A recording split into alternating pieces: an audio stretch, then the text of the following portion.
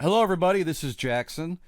Just a little bit ago, I received a somewhat alarming message from a kind viewer about some accordion trouble. So rather than write out a rude email back, I thought I'd make a video about it and see if I can talk about this to any number of folks who are having issues with their accordion playing. I certainly am familiar with what this person is talking about, and I have dealt with this and continue to deal with it, so I think I can chat a little bit about this. The message reads, "Hello Jackson, I've been wondering if you could please give me some advice. I've been playing accordion self-taught for almost 2 years. I taught accordion myself. I haven't taken accordion lessons, so self-taught pings something in my mind. I'm really struggling the bass side of the instrument and was wondering if you please help me out. All the songs I know, when I try to play them, it can sometimes go really well and others not so much." We've all been there. "My practicing method consists of get a feel for the jump distance and then just repeat the jump again and again. Would you say that this is a correct method? Like I say, sometimes everything just goes to hell and it feels like the buttons are further down from what I remember. My bass strap isn't all that tight. Why would you think why it seems like the buttons feel as though they are in different spots? Thanks, all advice is seriously appreciated." As I said, I just found out it's been almost 2 years and I've wasted tons of time on some songs and it doesn't feel as though I'm going anywhere. Kind of a depressing ending, I have to say, but I certainly sympathize with the sentiment and I'll do my best to help this wayward soul out. The easy stuff first. The strap, this bass strap here for your left hand, it's got to be tight. You got to have this thing as tight as practical, as tight as possible. If you have to wear a sleeve, if you want to wear a sleeve, which I have floating around here, so if you want to get one of these sleeves, $10 on Amazon will get you a pair. These little thumb hole sleeves made out of spandex or whatever. Then you can use these if you want. I have in the past. I don't usually. But this bass strap has got to be tight. It has to be tight enough for you to be able to move your wrist. Okay? To be able to jump around the buttons, but also just as importantly, or maybe more importantly, is your left hand is what controls basically the movement of the bellows. Your right hand is hanging out here, it's attached to your shoulder, and that's it. But your left hand is attached actually to the accordion with the strap. And your left hand is what dictates most of your bellows control. So your left hand has got to be like a part of the accordion. It's not your hand anymore. It belongs to the accordion. It's a mating. So the strap has got to be tight. Whatever you got to do to make the strap tight, make the strap tight. Because if it's loose, I guess most accordions have one of these little dial dealios. If it's loose, you're just flapping around and you're going to bang into the accordion on the side, and that's no good. So make the strap tight so you can cinch your hand. Make sure it's not cutting off your blood flow and that you can still actually move your arm as you need to. But it's got to be tight. So that's an easy fix, number one. So do what you got to do to make sure this is tight. So now on to the more volatile piece of the message. "My practicing method consists of getting a feel for the jump distance." This person's talking about the jump between bass buttons. "And then just repeat the jump again and again. Would you say that this is a correct method?" I have to be very tentative with this because the way this person wrote it makes me very worried. If you just find a jump that's difficult to do and do it again and again, the chances, especially for a self-taught person like I was, for a relatively new self-taught person, the chances are likely that you're doing it wrong, or that you're doing something messed up, something weird. Your technique is probably not ideal in some spots, and if you do it again and again and again and again, then all you're doing is installing that muscle memory for doing it the wrong way or the less efficient way. That's no good. The key with bass button navigation on the accordion. The bass buttons are the number one thing that noobs to the accordion, that they are mystified by the buttons. Everyone goes, "Oh my God, what's all these buttons? Do you have to know them all? How do you know which ones to play?" That's what even other musicians who don't know how the system works, other pianists are like, "Oh, how does that work? Oh my God." The fact of the matter is, once you learn the system, this is a standard system, a Stradella system. Once you learn the system, the buttons here are the easiest new thing with the accordion. I have so many more problems on the accordion, at least, especially when I was first starting out, than the bass buttons. Fingering technique in the right hand, bellows control, expression control, handling the weight of the accordion. This thing weighs a ton.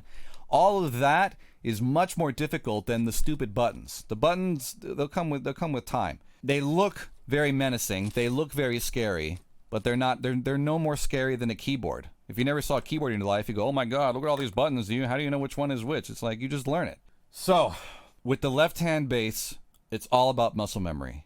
It's all about training your muscles here in your fingers and in your arm and in your hand, and the wires in your brain. It's all about teaching your brain how to do this stuff and writing muscle memory. Hopefully the right kind of muscle memory. And the way you do that is by doing very, very easy stuff over and over and over and over again to the eventual goal point where you can just play the bass buttons, the whole instrument for that matter. You can just play it without having to think about it. Without having to think about the jump, how far is it, how many buttons away is this from that. You want to get to the point where it's automatic. I want to play C major with a C bass. I'm not even thinking about it. I just feel the little crack rock, and it's right there. I want to play E minor. Here it is. Here's E minor. B7 with a D sharp. It's right there. You're not thinking about it. That's the goal. And if you're new, and 2 years is not that much time. 2 years is nothing. It'll take a long time. It'll take a long time to get to that point. I've been playing for 7 years. I'm not at that point yet. I still have to, I have to try to disconnect my brain. But this is the goal. The goal is to get these motions automatic. Nobody is born knowing how all these buttons work. You have to practice and have to teach yourself and teach your brain and teach your stupid hands how to do the work for you. And the way you do it is by keeping it so simple. You start out so stupidly simple that it's insulting. Start out with the most simple exercises you can think of, and then go like 3 notches more simple than that. When you're just starting out, it has to be so absurdly simple. Most accordions with the Stradella bass, they'll have the rock for C, for the C bass, right here. And if you have a fancier one like mine, then you have a little divot for the E up there and the A flat down there. Start at C. That's right in the middle of the 120 bass deal. Everybody's got a C somewhere. There are 7 on the planet. Start there and just play. Just do C, C, C, C, C, C bass all day long. Annoy your family, annoy your friends.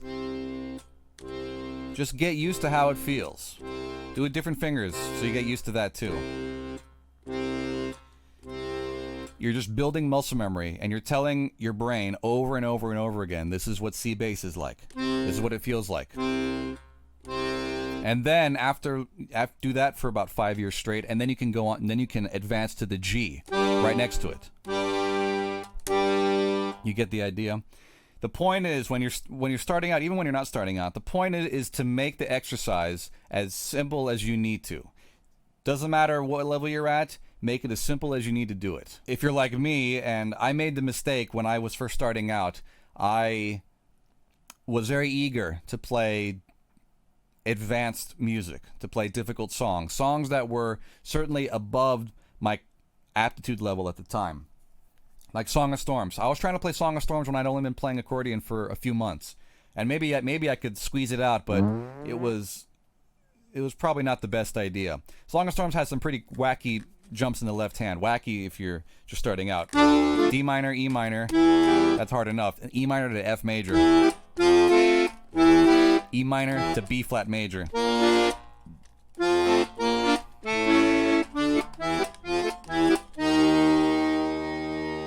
It's tough stuff. And you don't just one day start going, I'm going to go from E minor to B flat major. You don't start with that.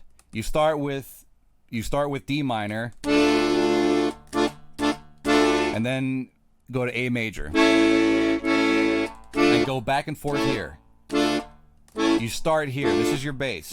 Something as simple as this is what I mean. It could be A minor, it could be D minor to G major. Just next door neighbors. Change the bass. And then once you do that 25,000 times, then you can go from D minor to E minor. So you're skipping some buttons. This is a little bit of a jump. As slow as you need to. Just make sure it's clean. Make sure it's just super clean. There's no schmutz in the middle. There's none of that. Make sure it's just clean. Practice to a metronome. And just make sure your time is good. Make sure it's clean. Make sure it sounds good. And then it's just repetition. So you train your brain, like Brain Age, that game for the Nintendo. You're training your brain. This is what D minor to E minor feels like. This is what going from one minor triad to the triad a whole step up is like.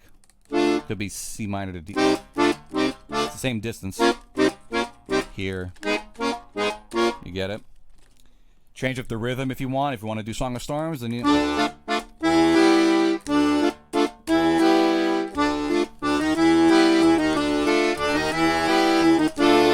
As you get more used to it, then you can add in the flourishes and get used to that stuff, but that's more advanced.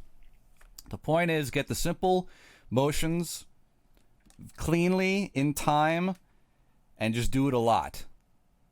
And be as diligent as you possibly can, that you're not cutting corners or doing anything weird or goofy or in a strange manner. And of course, don't hurt yourself. Especially if you're new, your fingers can get all locked up and achy and whatever. And if your body starts hurting, then listen to your body and take a breather. So when this person says, my method is to feel the jump distance and then repeat the jump again and again, that worries me. That worries me. Because I get the feeling that like the practice goes like this, like, oh no, I didn't. That's probably not very efficient. You want to build up to it. You want to build up to it. Build up to it. Build up to it. Weird chords.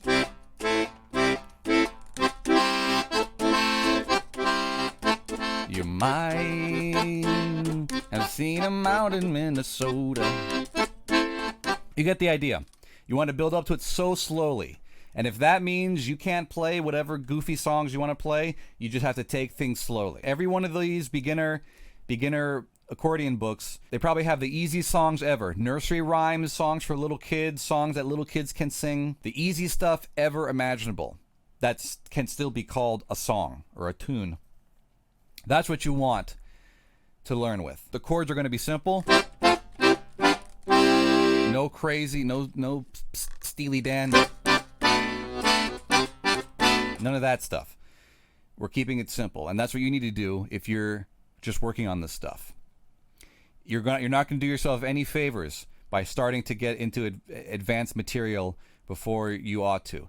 You're much more likely to develop bad habits, which will cause you trouble down the road. And I think I'm partially paying for such a transgression. I was a little too eager, probably. I shouldn't say that. I was not very smart with how I was practicing, at least when I first picked up the accordion, maybe to this day. The point is, when you're just beginning, when you're an accordion babby and your brain is not formed yet, it is still the gelatinous ooze of pre-existence, you have the opportunity, you have the privilege of instilling good habits and good technique from the get-go without having to spend therapeutic hours forgetting bad habits and replacing them with the good habits. You have the opportunity to start with good habits, and that's why you should go to a teacher if you're able to. If you can find a teacher, if you can pay for a teacher, get a good teacher. It'll just help you get a head start. Oh, I'll do one more thing. Further down from what I remember, why would you think why it seems like the buttons feel as though they are in different spots? That happens to me every now and again. Sometimes my hand slips, and when I'm going too crazy with the music, if I get sort of enveloped in the passion, and my hands kind of go haywire and go into business for themselves. I've lost track of things before, and then everything just goes sideways. And you have to sort of stop and regroup and do that thing from the Will Smith movie. You got to take a knee and you got to, harness your quan, and then you're back in business. That happens to me when I get sort of, when you get loose in the music. You just got to try to stay in control. With this left hand business, of course, obviously you can't see it. It's all tactile. Everything, you can only feel it with your hands. You can't peek over and say, "Oh boy, I'm in the rocks." Just got to stay cool and stay in control and do the best you can, and try to just make all your actions deliberate. Make deliberate actions. You want to go from here to here. You're not guessing, you're not hoping. I want to go from C major to B major. I want to go from E minor to E flat major.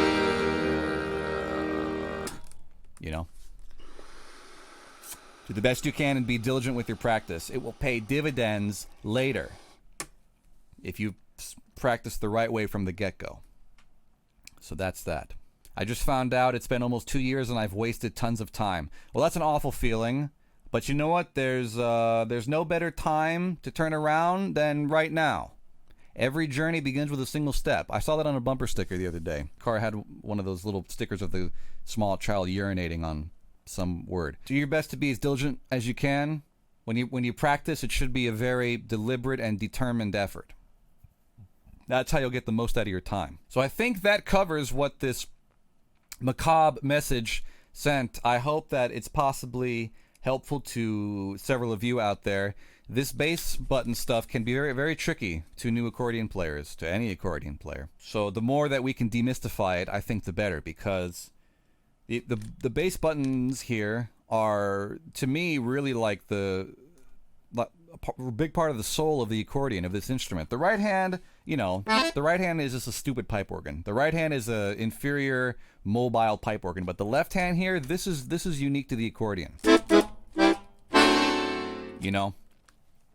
So getting a good grasp of how this system works, even the basics of it, this will really help elevate your accordion playing. If you really get a good handle of how the bass buttons work, it's going to elevate your playing like crazy. So it's worth your while, especially if you're a solo player or a player in a smaller ensemble. If you're in a big band with a bass player and whatever, then getting to know this is not going to be as useful. But if you're a solo player, like I usually am, this is vital. It's integral to the sound of this instrument. You got to have it.